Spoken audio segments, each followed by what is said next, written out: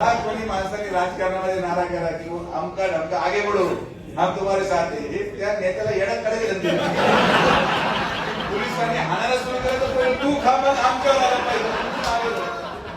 मी उलट आहे, तुम आगे चलो भैया मैं पीछे हूं आराम से चलते रहो, हे आप त्याला करायचं. मी बोललो का महाराष्ट्रात लगेच आता यादे बोललोय का बोलतो बरोबर क्लिप क्लिप क्लिप कट करून बाद एडिटिंग करून कसे वाचतात क्लिपातून. आणि मी या कार्यक्रमाच्या निमित्ताने सगळ्यांना विनंती करेन की आपण सगळ्यांनी संयमाने व्हॉट्सअपवर सोशल मीडियावर जपून कमेंट करा. सोशल मीडियावर युद्ध होता कामा नये.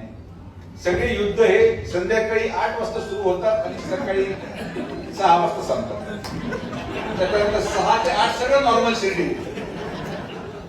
एकमेव शहर आहे महाराष्ट्रातलं जे 8 वाजता रात्री सुरू होतं आणि सकाळी 6 वाजता थांबतं. मी कोणाला दारू प्यायला थांबू शकत नाही आणि दारू पिल्यानंतर मेसेज टाईप करायला थांबू शकत नाही. तसं झालं तर मग मी म्हटलो कारण की साहेबांचं मंत्र वेगळे माझे मंत्र वेगळे.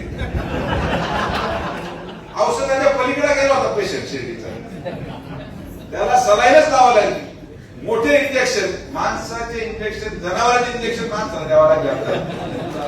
आता गोळ्यांनी काम होतंय. गोळ्यांनी हळूहळू गोळे बंद करू. परत गोळ्यांवर इंजेक्शनकडे जायला नको. मुलीची छेड काढली जाते रस्त्यावर. 3 छपरी पोरं मोटरसायकलवर फिरतात आणि आपण पोलीस कंप्लेंट द्यायला जातो. एकदा झालं, दोनदा झालं, तिसऱ्यांदा जायची गरज नाही. पहिलं ठोका आणि मग मला दादा मला वाचवा मी तुम्हाला वाचवा.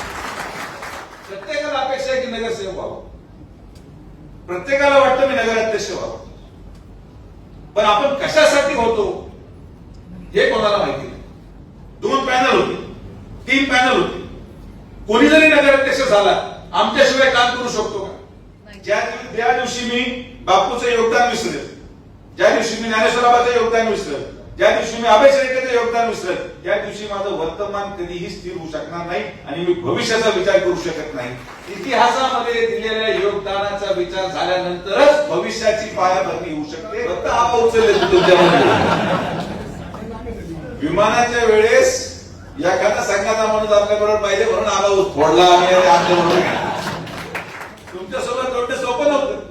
तुम्ही गाव ठरलं लगेच बंद करून टाकायचे. मोटरसायकल लावायचे सभा उद्देश नव्हते आमची.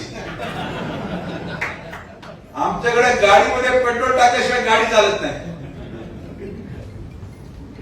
आणि इथं स्व खर्चातून